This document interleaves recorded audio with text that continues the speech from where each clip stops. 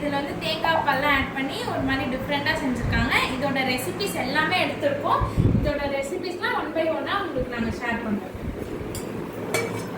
சங்கரா மீன் குழம்பு, நண்டு தொக்கு, மிளகு ரசம், நெத்திலி மீன் வறுவல், வெள்ளை சாதம். செய்யுங்க. தயிர் வந்துட்டு உள்ள இருக்கு, எடுத்துட்டு வர மறந்துட்டோம். இதுதான் இன்னைக்கு சண்டே சமையல். ரொம்ப நாள் கழிச்சு நான்வெஜ் சமையல். இதோட எல்லாத்தோட